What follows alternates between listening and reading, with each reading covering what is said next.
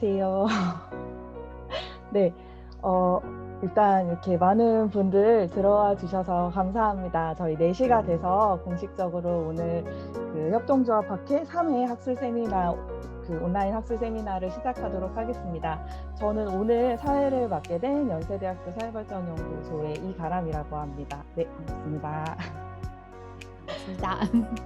네, 바쁘신 중에도 와주셔서 너무 감사드리고요. 아마 저희 협동조합 학회 홈페이지라든지 여러 루트를 통해서 이미 알고 계시겠지만, 협동조합 학회에서 올해 이제 이렇게 오프라인에서 만나기 쉽지 않은 상황이기도 하지만, 그래도 이제 ICA 총회도 열리고 협동조합 그 기본법 이후에 생겨난 다양한 협동조합들 을 대상으로 해서, 그러니까 그 협동조합들의 이제 이 공통의 정체성이라고 하는 하나의 커다란 의제를 가지고 연속으로 이제 이런 학술 세미나를 기획을 하고 있습니다. 그래서 오늘은 그 중에서 주택협동조합과 협동조합 정체성이라고 하는 주제로 김한수 이사장님께서 발표를 맡아주시고 김수동 이사장님께서 이제 그 토론을 맡아주시는 방식으로 진행을 하게 될 텐데요. 그 이전에 있었던 다른 이제 그 협동조합에서의 학술 세미나, 그리고 이제 오늘 영상 역시도 이제 녹화가 진행이 돼서 유튜브 영상으로 저희 협동조합 학회 홈페이지에도 올라갈 예정입니다. 그래서 오늘 시간이 돼서 참석해 주신 분들 너무 감사하고, 혹시라도 관심이 있는데 참석하지 못하신 분들 같은 경우에는 이제 주변에 많이 알려주시면 그 관련한 내용들을 협동조합 학회 홈페이지를 통해서 쭉 보실 수 있을 거라고 생각을 하고요. 저희가 온라인으로 그 모임을 통해서 이런 이야기 자리를 만들어 놓은 취지에 대해서는 아마 다들 공감을 하실 거라고 생각을 합니다. 그래서 사실 협동조합 정체성에 대해서 많은 논의가 필요하고, 더군다나 그것을 하나로 뭉뚱그려서 얘기하는 것이 아니라 저희의 일상생활에서 이렇게 그 정말 필요와 가깝게 닿아 있는 각 영역에서 협동조합이라고 하는 존재와 그 정체성이 갖는 의미들에 대해서 끊임없이 이야기할 기회들이 많이 필요하다라는 생각을 하는데요. 오늘 인제 주택협동조합, 요즘 여러 가지 이슈들이 있지만 사실 그런 인간의 삶에 있어서 가장 핵심적인 부분이죠. 사는 곳, 주거의 문제와 관련해 가지고 협동조합 방식, 그리고 주택협동조합과 협동조합 정체성에 대해서 이제 그 훌륭한 발표와 토론을 통해서 이제 또 지평을 함께 넓혀가는 시간이 될 것 같습니다. 오늘 세미나의 진행은 20분 정도 김난수 이사장님께서 발표를 해 주시고요. 그다음 10분 정도 이제 그 지정 토론자이신 김수동 이사장님께서 토론을 맡아 주시고, 그다음에 이제 많은 분들이 참여해 주셨는데 여러분의 질의응답을 20분 정도 진행을 할 예정입니다. 그리고 이제 마무리를 통해서 1시간 안에 5시 전에 그 세미나 자리를 마무리를 하는 것을 저희가 지금 계획을 해 놓고 있습니다. 오늘 발표를 맡아 주실 김난수 이사장님에 대해서 간략하게 소개만 드릴게요. 그래서 주택협동조합과 관련해 가지고 굉장히 오랫동안 연구와 활동을 함께 해 오고 계시고요. 현재 또 같이 사는 주택협동조합의 이사장님이시기도 합니다. 그래서 2013년에 한국형 주택협동조합의 사회 경제적 실행 가능성과 제도 개선 방안 연구라고 하는 주제로 이제 박사 학위를 받으셨고요. 그 이후에도 이제 계속해서 그런 협동조합 방식의 주거 마련이라고 하는 이슈와 관련한 여러 가지 이제 논의들을 쭉 이제 연구도 진행해 오시고 활동도 함께 병행을 해 오셨습니다. 그러면 김난수 이사장님 모시고 먼저 그 오늘 주제에 대한 발표부터 듣도록 하겠습니다. 네, 모두 박수로 맞이를 해 주시면 감사하겠습니다. 반갑습니다. 반갑습니다. 김난수입니다. 화면 공유부터 먼저. 저는 김난수라고 하고요. 같이 사는 주택 협동조합의 이사장으로 있으면서 아까 말씀드린 것처럼 주택 협동조합과 관련돼 있는 연구들을 좀 오랫동안 해오고 있습니다. 오늘은 이제 주택 협동조합과 협동조합의 정체성에 대해서 말씀을 드릴 거고요. 이야기는 아마 요 순서대로 갈 것 같은데 공급 현황이나 사례는 일단 기본적으로 제가 공유 드린 자료로 좀 대체해서 넘어갈 것 같습니다.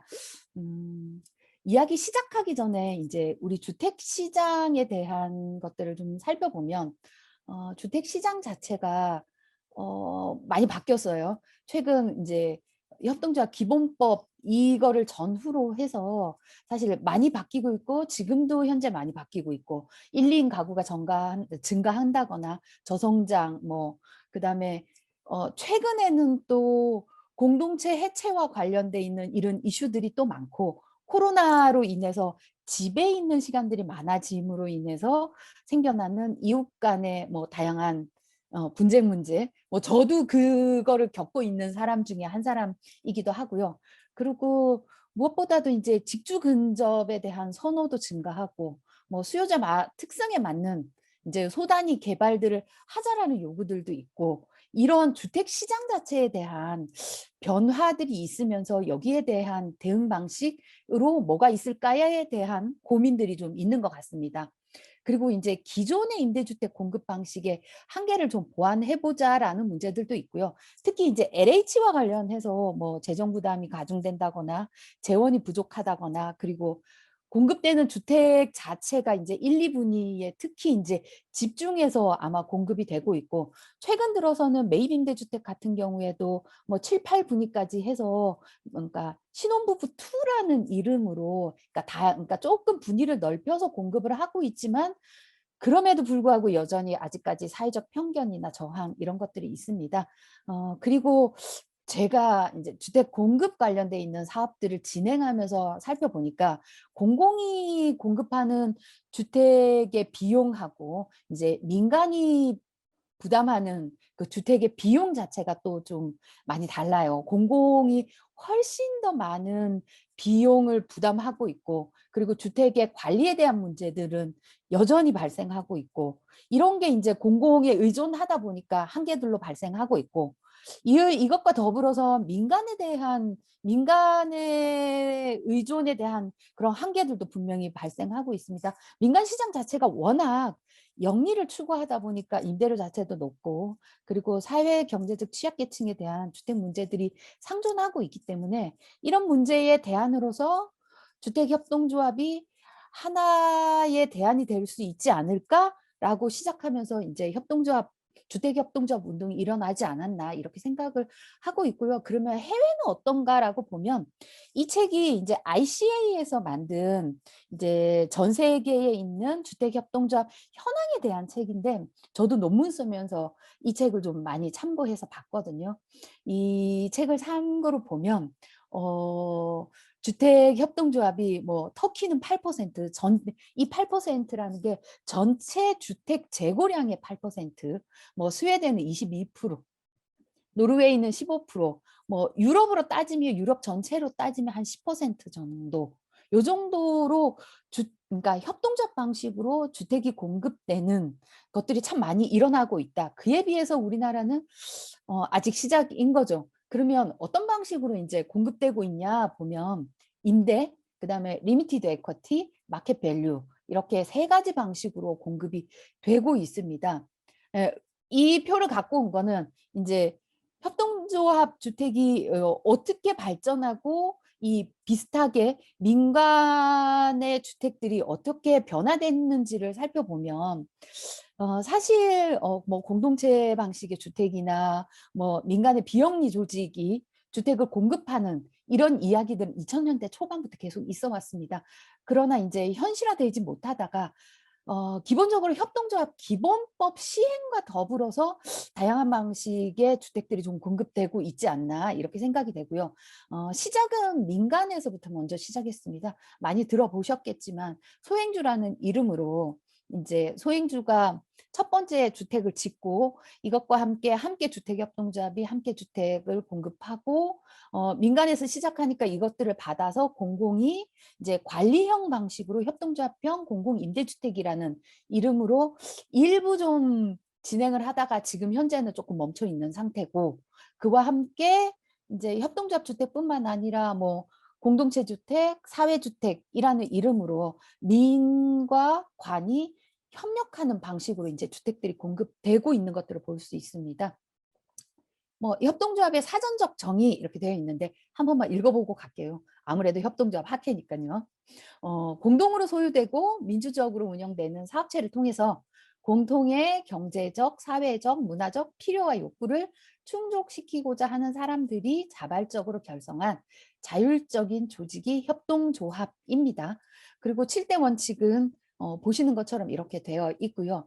가장 큰 차이가 협동조합하고 주식회사의 가장 큰 차이가 아마 조합원은 투자자이면서 이용자라는 점이 가장 클 거고요. 그리고 투표권과 관련해서 주식수에 비례하는 것에 비해서 주식회사는 협동조합은 1인 1표의 민주적인 관리나 공평한 기업 지배 뭐 이런 것들이 있을 거고 그리고 이용고 배당 그다음에 또 중요하다고 생각되는 게 이제 뭐 공동 지분이나 뭐 요런 방식들이 주식회사와 좀 다르게 이제 가장 큰 특징이라고 할 수 있을 것 같습니다. 그러면 주택협동조합은 뭐냐라고 해외 사례들을 좀 살펴보고 그리고 우리나라 사례들을 좀 살펴보면 일단은 주택 점유의 한 형태이지 않을까 싶어요. 그러니까 임차인이 오너십을 가지는 그런 주택의 점유의 하나의 형태다. 뭐 스웨덴 같은 경우에는 테넌트 오너십 코오퍼레이티브라는 이런 이름을 쓰고 있거든요. 그런 것 같고요. 그러면 이제 주택협동조합이 뭐냐라고 정의를 보면 국제협동조합 연맹의 원칙과 가치에 맞게 운영되는 소비자협동조합이면서 이제 협동조합의 형태는 다양한 형태를 취할 수 있지만 공동으로 소유하고 1인 1표의 원칙에 따라서 조합원에 의해서 민주적으로 운영되고 있다. 그리고 주택을 필요로 하는 사람들의 욕구를 충족하기 위해서 자발적으로 결성한 법인체 이렇게 정의를 내릴 수 있을 것 같습니다.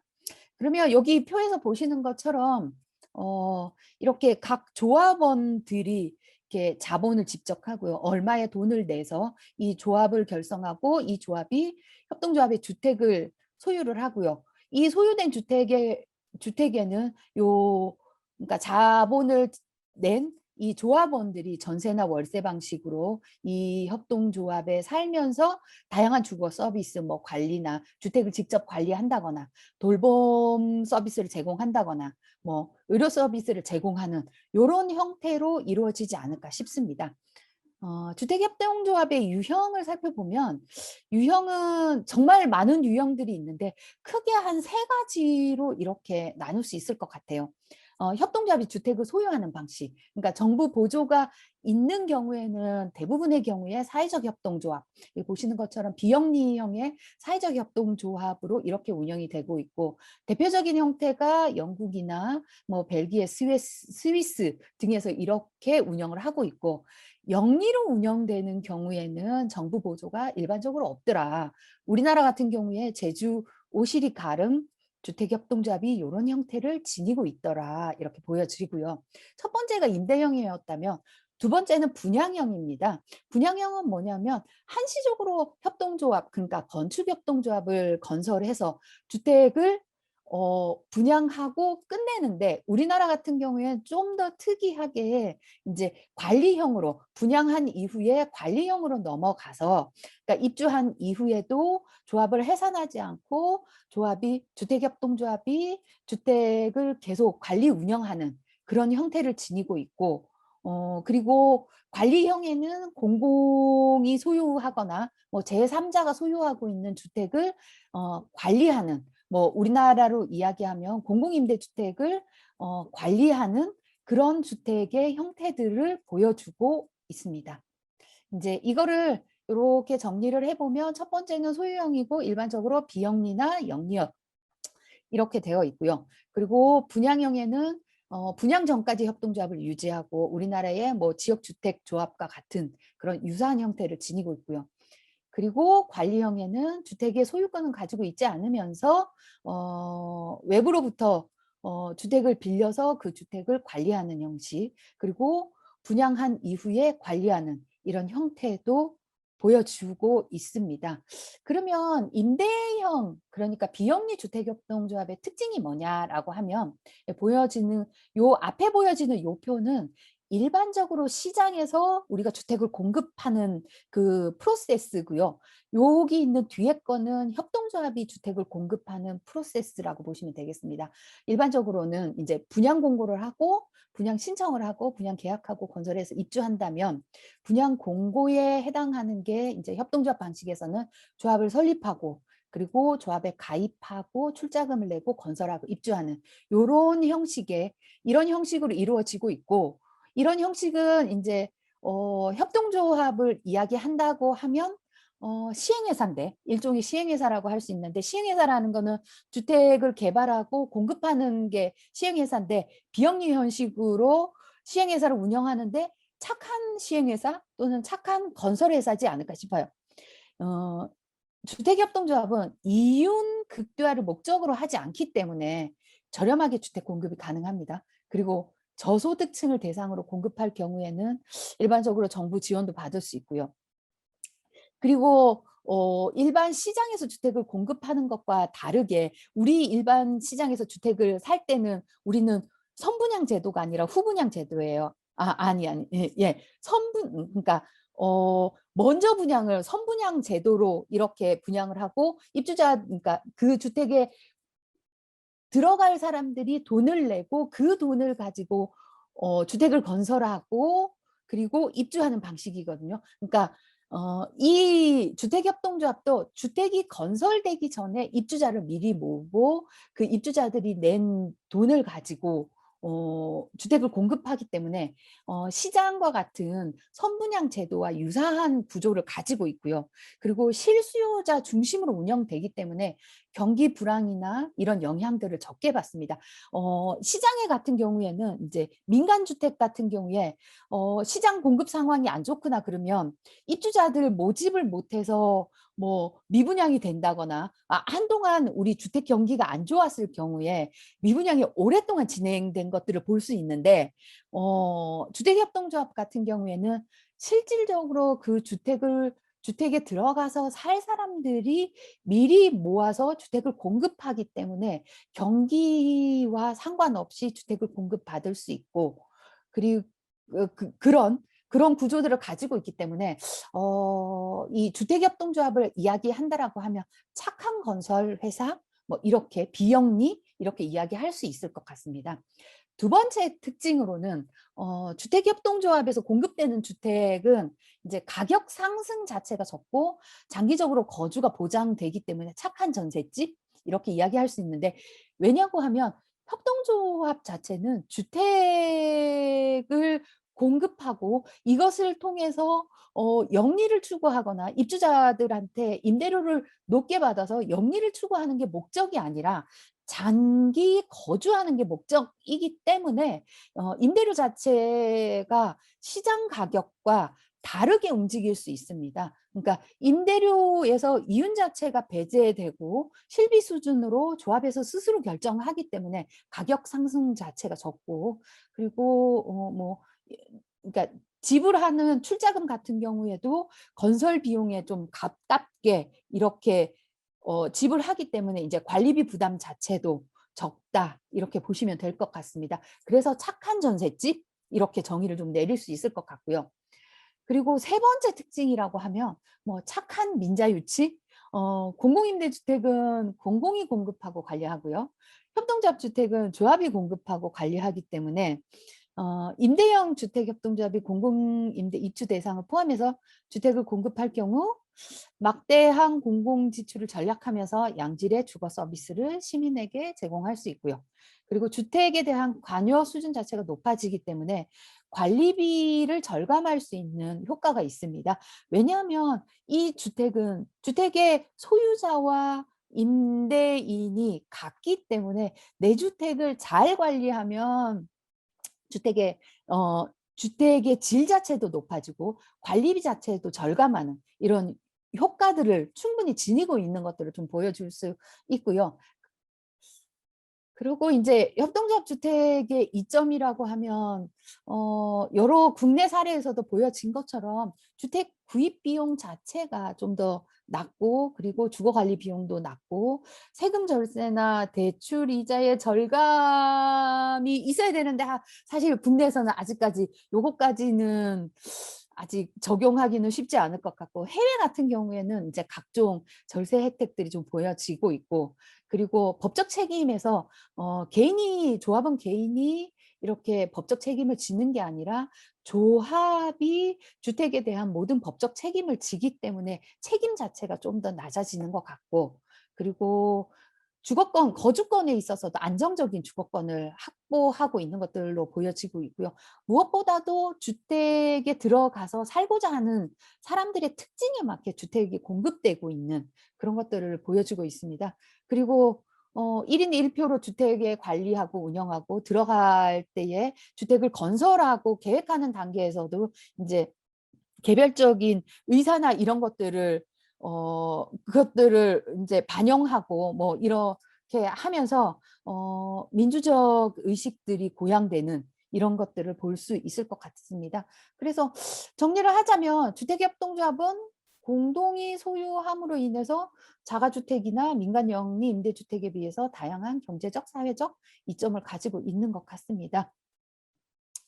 그러면 이제 우리나라에서 주택의 공급 현황들을 좀 살펴보면, 제가 이걸 위해서 한번 찾아봤습니다. 최근 한 2~3년 이렇게 협동조합이 몇 개나 설립되는지 안 찾아봤는데, 못 들여다봤는데, 이 기회를 이제 해서 제가 5월 말 기준으로 한번 찾아보니까 현재 한 26,000개 정도가 설립되어 있더라고요.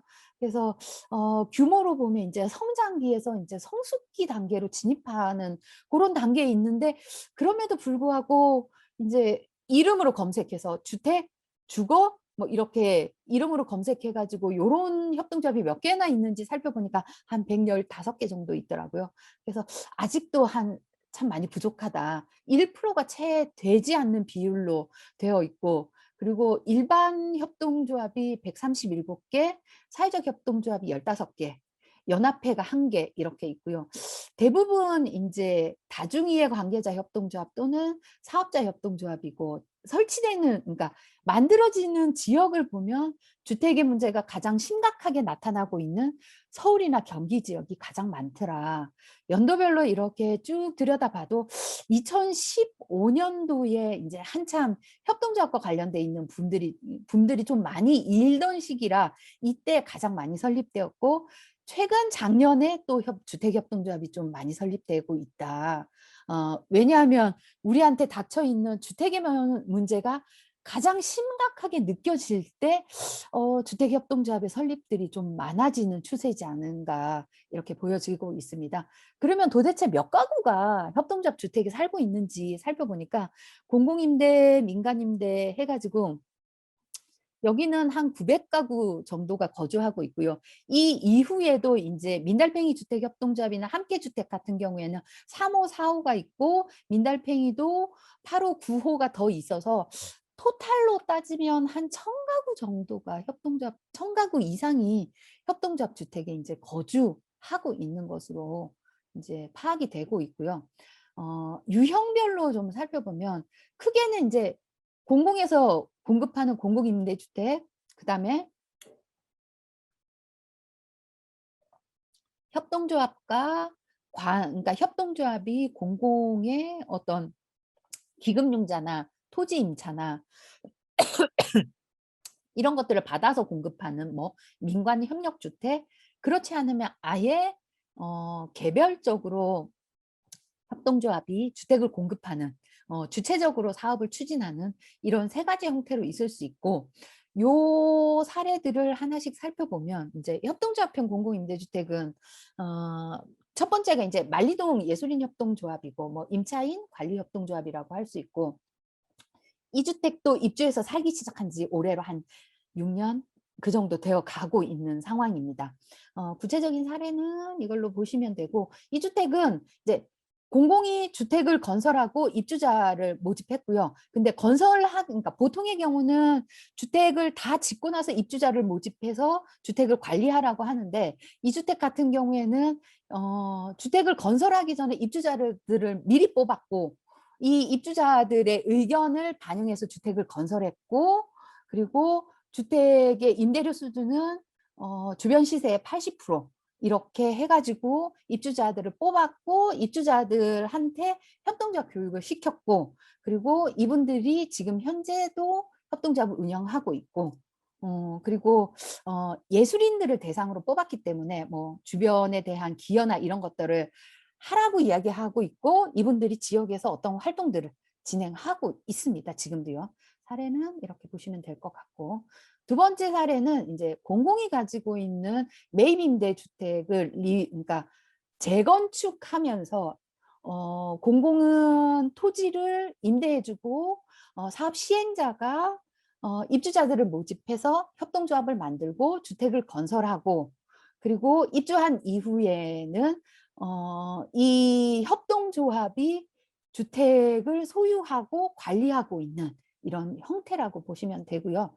사실 주택 가격에서 가장 많은 부분을 차지하고 있는 게 지방을 제외하고 수도권에서 가장 큰 비중을 차지하고 있는 게 주택 건설비보다는 토지 비용이거든요. 토지 비용을 공공이 임차를 해주면서 저렴한 가격으로 임차를 해주면서 주택 가격 자체가 이제 입주자가 부담하는 주택 가격 자체가 많이 낮아지는 현상이 있었고 근데 이제 입주자 측면에서는 추후에 주택을 팔거나 할 경우에 토지비가 포함되지 않고 주택은 시간이 지남에 따라서 계속 가격이 떨어지기 때문에 입주자 모집할 때 사실은 가장 큰 어려움이 있었는데 이제 이 지역 같은 경우에는 성미산 마을 그 안에 지역에 있던 활동가들을 중심으로 이제 설득하고 입주를 유도를 했기 때문에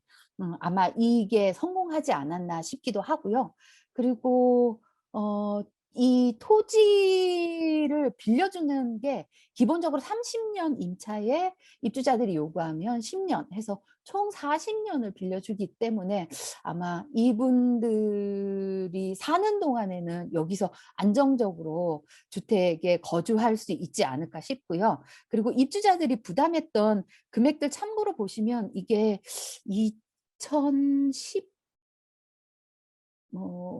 연도가 없네요. 2018년, 17년도에 부담을 했기 때문에 이제 입주자 부담금 자체가 굉장히 낮은 것들을 볼 수 있으실 겁니다. 아마 전세금도 되지 않는 정도. 그러니까 72제곱미터가 1억 3천 정도 부담하셨으니까 정말로 저렴하게 이제 40년 동안 충분하게 거주할 수 있는 걸로 이제 주택을 공급을 했고요.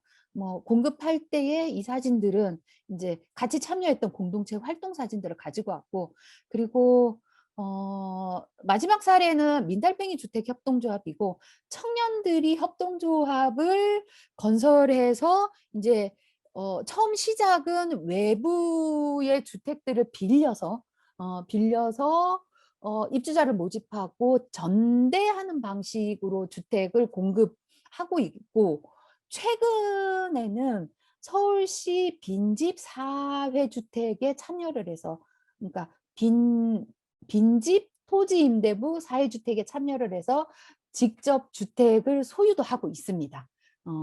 그리고 그 소유한 주택의 사례가 이제 여기 연희동 청년사회주택이고요. 지난 한 2월부터 입주를 시작해서 입주자들이 지금 거주를 하고 있고 밑에 있는 요 주택들은 사회적 주택이라고 공공이 운영하고 있는 사회 임대 주택을 이제 관리 운영하는 예, 그런 사례라고 할 수 있습니다. 이제 요 사례들을 살펴보면서 잠깐만요.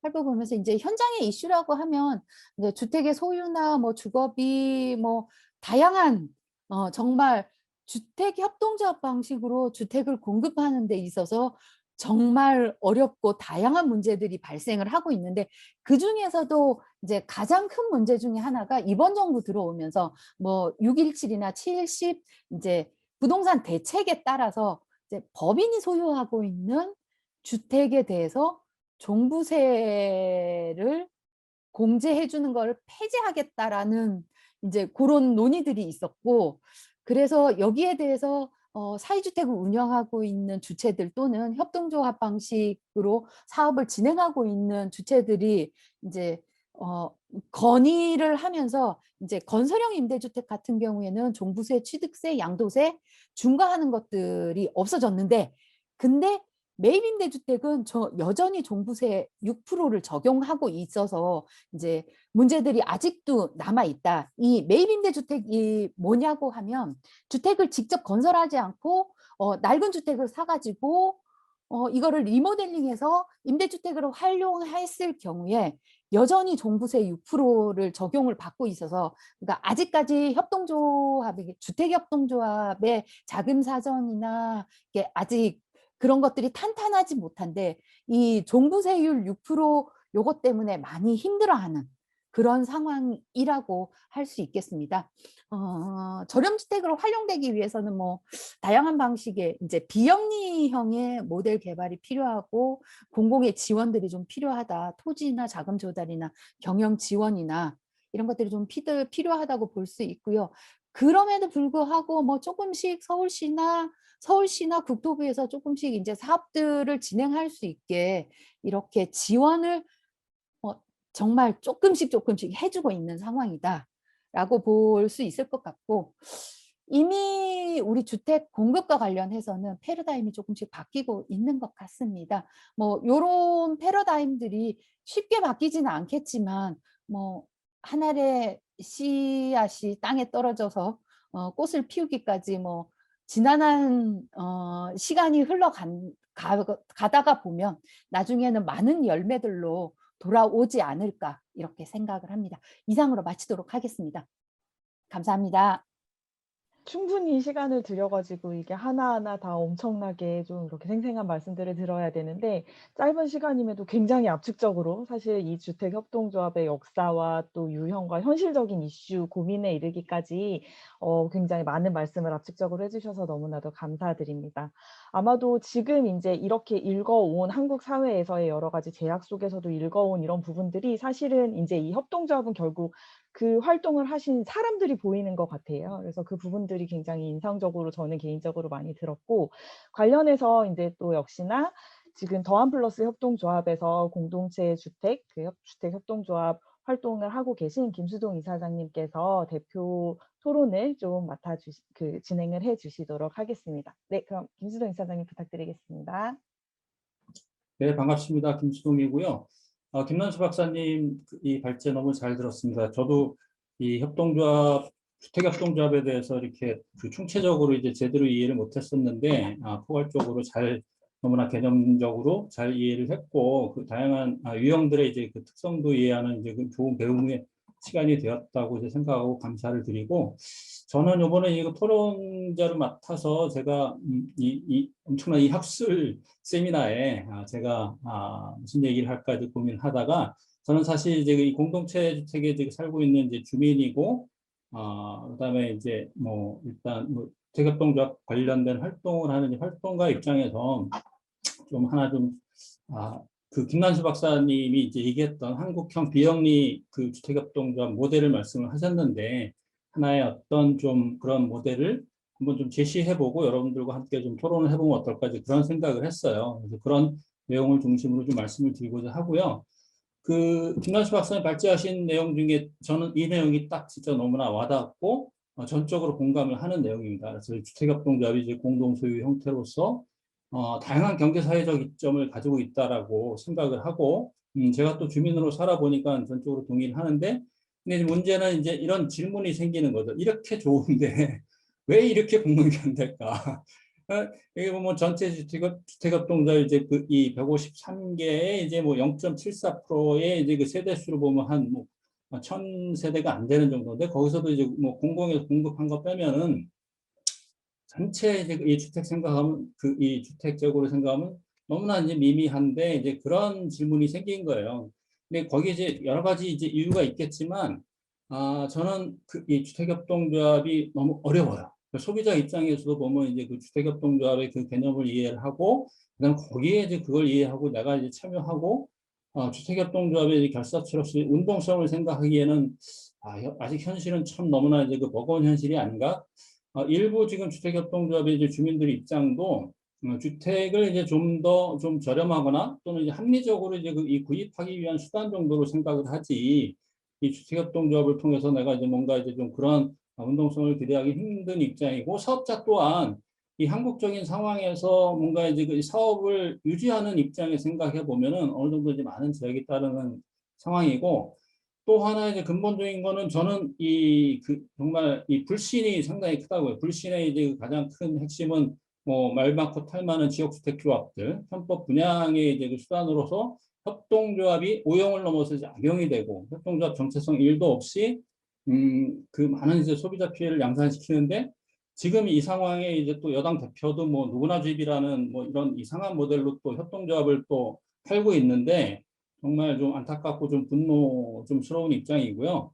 현재 주택시장 그 구조를 보면 철저히 사적 소유와 이제 공급자 중심 주택 공급 체계이고, 주택협동조합이 이제 뭘 하기에는 가장 절대적으로 필요한 주택금융이 너무나 이제 그 제한되어 있어서, 사실 이렇게 좋은 협동조합이 너무나 지금 한국 사회에 이제 확산돼 나가는 데 있어서 손발이 다 막혀 있다라는 이제 그런 생각을 하고, 그런 상황에서 과연 이제 우리가 이제 주택협동조합에서 이제 그 현실을 이제 보면은, 일단 민간 이 분양주택과 이제 이 공공주택으로 이제 양분화된 시장에서 최근 이제 부동산 가격 폭등으로 이제 시민들 이제 분노와 이제 사회 갈등이 이제 극에 달하고 있고, 이제 여러 가지 이제 문제점들이 있는데, 근본적으로 이제 중요한 거는 우리 시민들을 위한 이제 주거 안정과 사회 통합을 위한 좀 뭔가 대안이 필요하지 않느냐, 이제 그런 생각을 했고, 그거에 대한 상상으로서 저는 이런 생각을 해보는 거예요. 결국 양쪽에서 지금 이 소외되고 있는 사람들이 점점 늘어나고 있는데, 빚을 낼 수도 없고, 그렇게 무리해서 이제 빚 내기도 싫은 사람들도 있고, 그렇다고 이제 그 공공지원이 이제 이 제한적이기도 하지만, 그걸 또 이 지원을 받기 위해서 이제 개인의 가난과 취약함의 이제 증명을 요구하는 방식도 이제 싫고, 정말 집이 왜 이렇게 개인의 삶을 압박하는데 시민의 힘으로 당당하게 어울려 살 수 있는 집이 없을까, 이제 이런 좀 그 비영리 모델에 대한 상상을 했고, 거기에 대한 이제 비전은 정말 주거 공공성 회복을 원하는 시민들이 함께 연대해서 한번 만들어 보자. 그리고 이제 결국 이 금융이 제한된다고 했는데, 그 금융은 시민 출자를 기반으로 해서 이제 그 금융의 좀 그 공공의 레버리지를 일으키는 이런 민간 협력 주택, 그다음에 이제 이 사적 소유와 욕망의 대상이 되는 사적 소유가 아니라 공유와 사회적 소유 형태의 지금 협동조합 주택, 그리고 이제 그 다양한 시민들의 이제 그 주거 욕구를 지원하는 수요자 맞춤형 사회통합주택이 우리한테 좀 필요한 게 아닌가, 이제 그런 생각을 했고, 거기에 대한 이 주요 이행 전략으로 일단 정말 이 주택 문제는 이 금융 문제 없이는 너무나 이제 힘든데, 시장 금융이 지금 외면하는 상황에, 시장 금융이 외면하고 공공의 지원을 받는다는 건 일단 이런 좀 공공의 많은 이제 제약이 따르는데, 이걸 좀 이 시민들의 힘으로 좀 금융을 좀 조달해보자. 그래서 이제 주거 공공성 회복을 원하는 시민들이 사회 가치를 지향하는 그 시민들의 출자나 이제 소셜 정기 예탁금 형태로 좀 돈을 모아보자.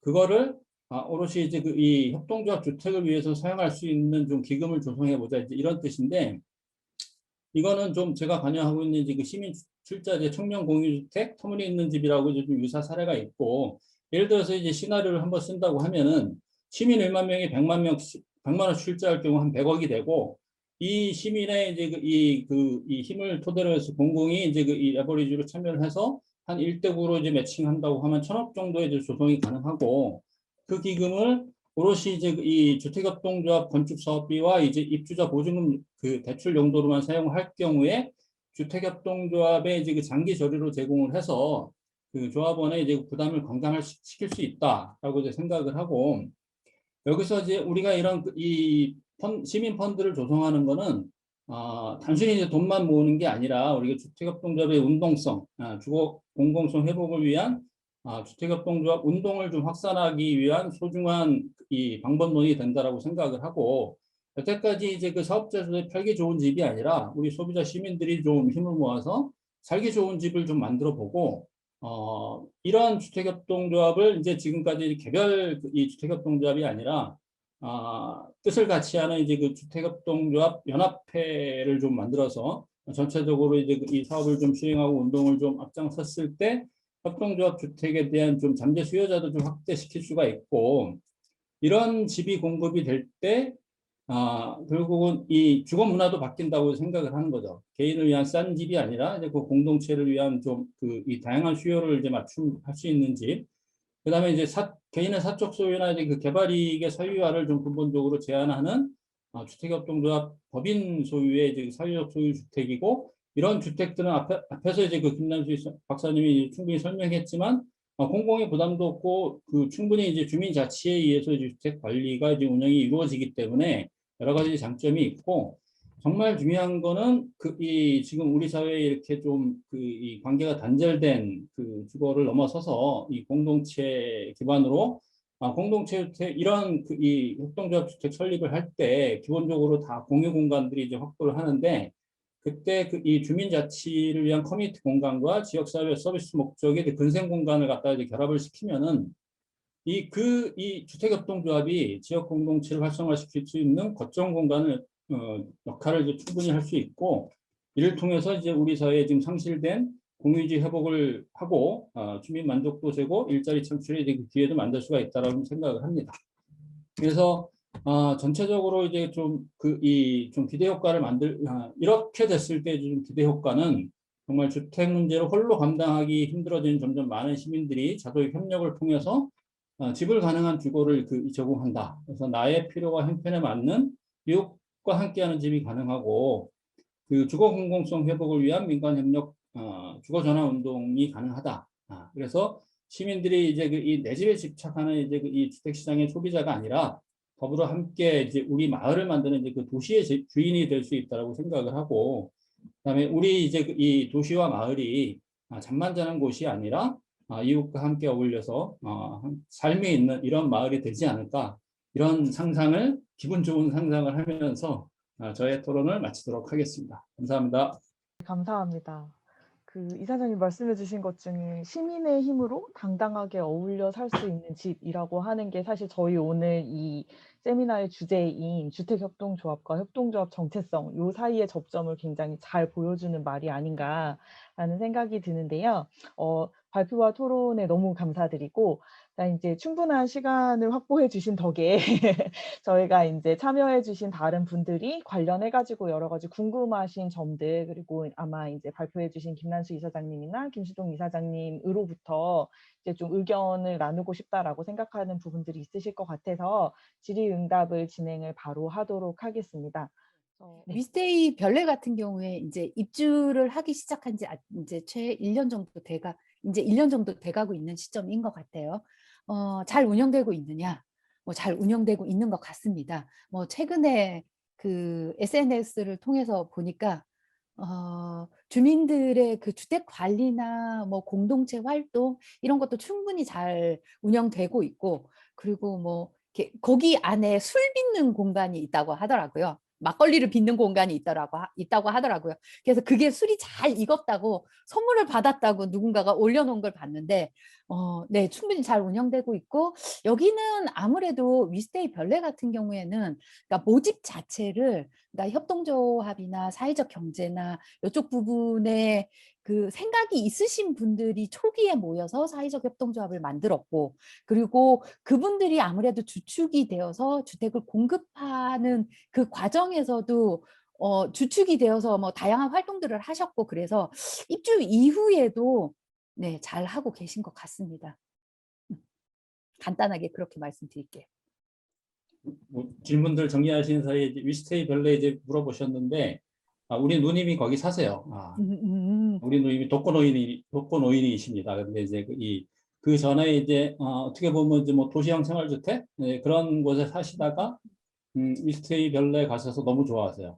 이웃들하고 이제 어울리고 그 카페에서 일도 하시고 보니까 위스테이 별내는 그 경비하시는 분이나 이제 아파트를 운영 관리하시는 일들을 다 그 조합원들이 직접 하시더라고요. 그러니까 현재 운영 자체가 갑질이라는 게 이제 좀 불가능할 정도고, 그다음에 워낙 이 커뮤니티 활동들이 이제 이 건축 전에 많이들 이런 좀 그 모임들이 활성화되어 있어서 아주 활발하게 이제 그 좋은 이웃으로 잘 살고 있어서 정말 그 이 아파트 공동체를 위해서 이제 그 협동조합형 아파트라는 사회혁신 실험에 충분히 대단히 의미 있는 실험이 잘 진행되고 있다고 생각합니다. 채팅방에 종부세 문제 해결이 됐냐라고 물어보셨는데 아까 말씀드린 것처럼 그러니까 건설형 같은 경우에는 해결이 됐어요. 근데 건설형이 아니라 그러니까 옛날 주택들을 사고 산 주택을 리모델링 했을 경우에 이 주택은 아직 해결이 안 됐어요. 그래서 종부세 폭탄을 맞아서 모 주택협동조합에서 이것 때문에 고민하고 계시다고 네, 그렇게 알고 있습니다. 그냥 그 공공의 참여라고 하면 토지나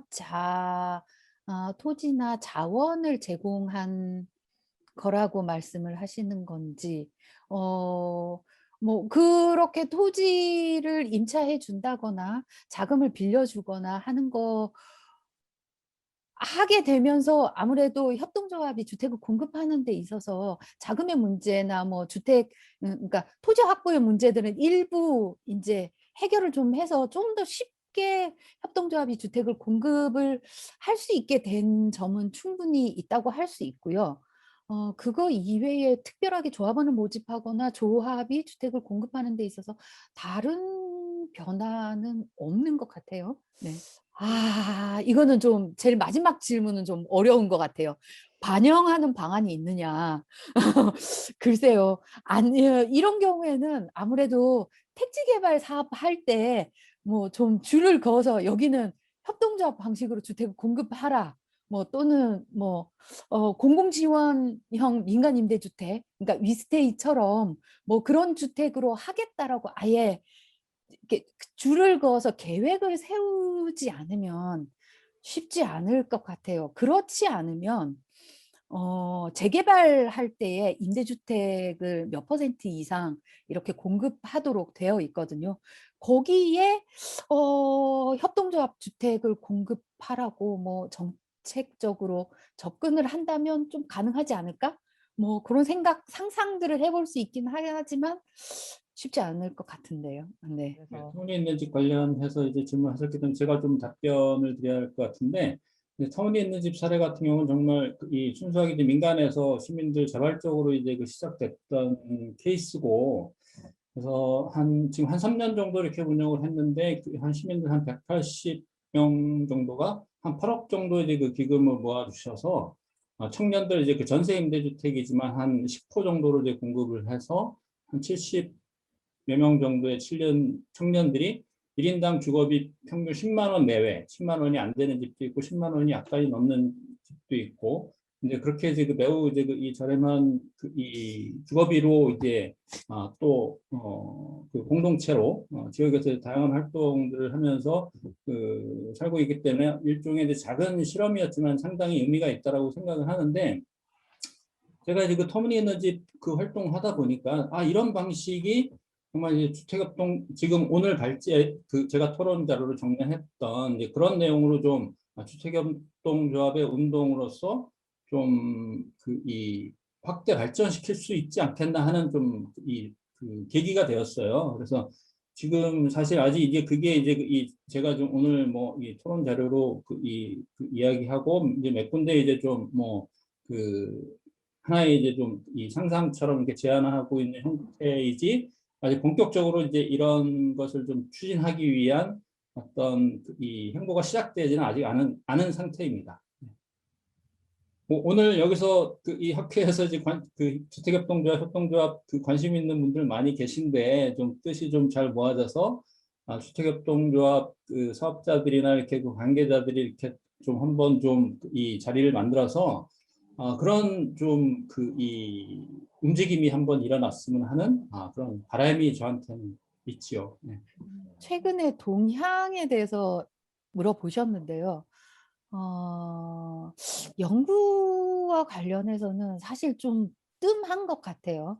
왜냐하면 이제 공공이 참여하는 협동조합형 공공임대주택을 이제 SH공사가 공급을 하고 SH 이후에 이제 아까 시간이 없어서 그러니까 그냥 휙 넘어갔는데 노원구에서 이지협동조합이라고 해서 제로 에너지 제로 주택에 이제 공급한 그런 사례가 있는데 그 이후로 공공이 직접 그러니까 관리 방식으로 주택협동조합에 참여하는 거는 좀 무겁다 또는 뭐 이렇게 뭐라고 표현을 해야 될까요? 그러니까 협동조합이라는 법인이 관리를 한다는 것 자체에 그러니까 긍정적이지 않은 경향들이 좀 보여져요. 그래서 그 주택 이후에 추가적으로 더 공급되는 그러니까 협동조합형 공공임대주택이 없는 것은 사실이고요.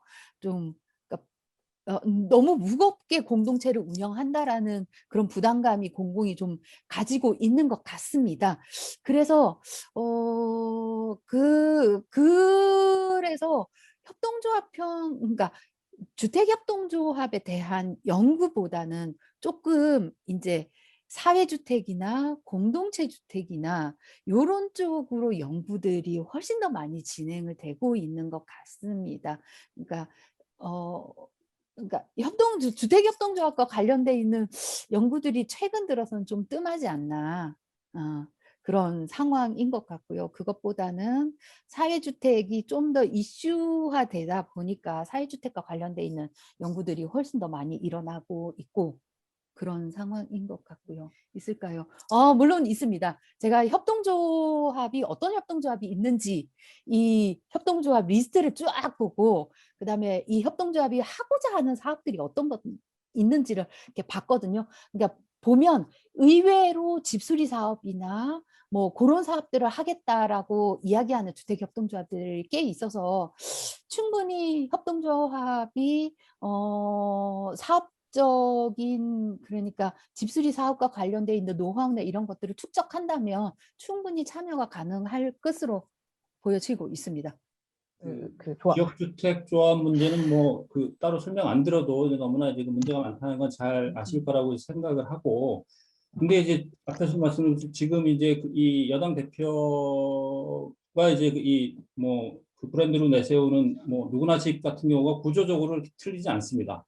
근데 이게 결국 뭐냐면은 지금 이 현재 정부나 그다음에 이제 공공에서 이 사회적 소유나 공유나 주택협동조합에 대한 이해가 이제 전혀 없다라고 이제 보시면 돼요. 그러니까 지금까지 이렇게 주택협동조합이 이만큼 온 거는 철저하게 이제 민간에서 이렇게 여러 가지 이제 사례들을 만들어 왔기 때문에 이제 이만큼 온 것이고, 근데 지금 그런 지역주택조합 문제가 있는데 그런 이 주택시장의 이제 근본적인 문제를 해결할 생각을 하지 않고 또 정치인이 이제 또 이 독자적으로 이제 자기 브랜드를 좀 만들겠다고 나섰다라는 것에 상당히 참 이 분노하는 입장이고요.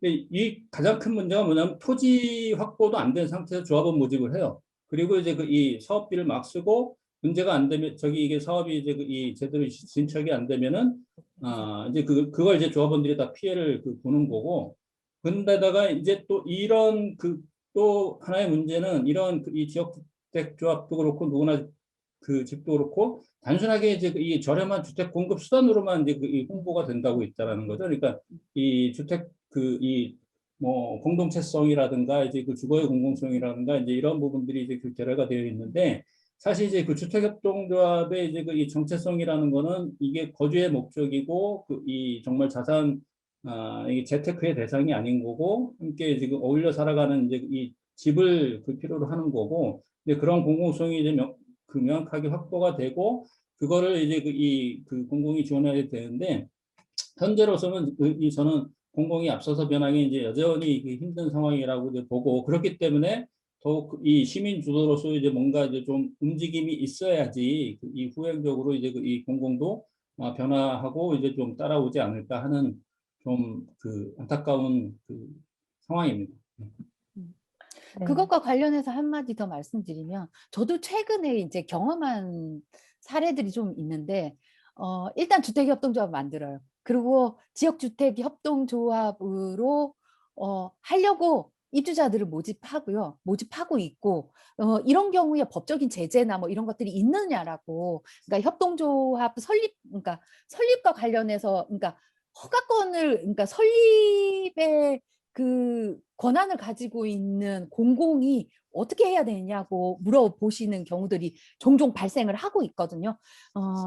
근데 협동조합을 설립하려고 했을 경우에 못하게 할 수 있는 법적 제재는 없지만 지역주택조합 같은 경우에는 토지를 몇 % 이상 확보해야지 조합원을 모집할 수 있는 그런 규정들이 최근에 바뀌고 있어서 뭐 협동조합을 만든다고 했을 때 뭐 못하게 할 수는 없으니까 뭐 허가는 내주시되 추후에 사업 진행과 관련해서 그러니까 거기에 조합원으로 참여하거나 입주자로 참여하려고 하시는 분들한테는 좀 조심해서, 그러니까 좀 더 알아보시고 이렇게 하시라고, 이 출자금을 내시거나 하시라고 이렇게 안내를 드린 적이 있기는 해요. 근데 이 주택 가격이 많이 상승하다 보니까 사람들이 김수동 이사님께서도 말씀하신 것처럼 정말 투기의 하나의 수단, 뭐 이렇게 주택으로 돈을 좀 한번 벌어보겠다는 생각,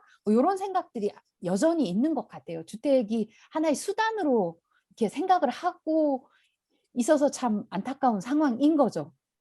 네, 마지막 질문부터 드리면 충분히 협동조합 방식으로 CRC나 공동체 토지신탁 요 방식으로 여기에 주택협동조합이 참여해서 할 수 있는 방법들이 있는데, 근데 현장에서, 그러니까 도시재생 요 사업하는 현장에서는 아직까지 여기까지 가기에는 조금 무리다. 왜냐하면 인식도 되어 있지 않고, 그래서 뭐 CRC를 하더라도 주택을 직접 공급하는 방식은 일어나지 않고, 다만 집수리 사업이나 뭐 이런 사업들로 접근들이 조금씩 일어나고 있다. 현장에서는 어쨌든 가능하다라고 보시면 될 것 같고, 좀 더 접근하기 쉬운 집수리 사업부터 시작해서 아마 추후에는 시간이 좀 더 지나면 주택을 직접 공급하고 관리하는 방식으로 가지 않을까 싶고요. 지방에서의 활동들은 초기에 이제 협동조합 방식으로 이제 공급하는 사례들이 조금 있었는데, 최근에는 어떤 활동들이 있는지 저도 사실은 잘 모르겠습니다. 최근 2, 3년 안에는요. 근데 그럼에도 불구하고 꾸준하게 협동조합 방식으로 주택을 공급하고 있는 주체들은 한두 주체들이 있는 걸로 알고 있습니다. 그러고 앞에 네, 뭐 거는 주택협동조합 이제 뭐 이주 관련된 이제 이상윤 선생님 질문은 뭐 기본적으로 이제 그 주택협동조합 참여는 이제 그 정주 뭐이 계획으로 이제 참여를 하시면 뭐 사람이 살다 보면 사정은 뭐 다양한 사정이 이제 변수나 이제 생길 수가 있는데, 그거는 이제 조합원 지위를 이제 그 이 양도양수하는 형태로 뭐 이루어지는 거기 때문에 뭐 크게 이제 이 주거 이동이나 그런 게 뭐 문제는 없다고 보셔도 될 것 같습니다. 네네. 네, 감사합니다. 저 그 옛날팽이 주택협동조합에서 활동하고 도시계획 공부하고 있는 서동규라고 합니다. 그 발표 잘 들었고요. 그래서 김수동 선생님께 질문이 좀 있는데, 그러니까 조직적인 차원의 전략으로서 좀 연합회를 말씀해 주셨고, 그리고 공동의 자원을 좀 운동성을 가진 그 주택협동조합을 확산하기 위한 어떤 자원을 마련하기 위해서 시민 출자 운동 이렇게 두 가지 전략을 좀 말씀을 해주셨는데 아주 되게 인상 깊고 공감이 좀 많이 됐습니다. 그런데 지금 당장 좀 이 전략을 실행하기 위해서 좀 연대를 만들기 위해서 좀 시작을 여기서부터 좀 해야겠다라고 하는 염두에 두신 게 좀 어떤 게 있는지 생각이 하나 들었고요. 그리고 두 번째로는 이게 그렇다면 저희들 그러니까 주택협동조합 운동에 있는 저희들의 역량이 어느 정도라고 좀 파악을 하고 계신지. 그래서 이게 위스테이 같은 경우도 그러니까 뭐 더함이라는 회사가 좀 뭐 역할을 하긴 했지만 이런 어떤 주택협동조합이라는 기회가 생기기까지의 어떤 그 여러 실험들과 노력들이 있었고, 그리고 거기 입주하신 분들도 지역에서 오랫동안 사회적 경제 활동을 했던 분들, 그러니까 이런 어떤 공동체적인 역량이 또 모여서 만들어진 어떤 좋은 사례인 거잖아요. 그래서 이렇게 좀 확산하기 위해서 저희가 가진 지금 어떤 역량이 어느 정도라고 좀 생각하고 계신지 이렇게 두 가지 궁금합니다.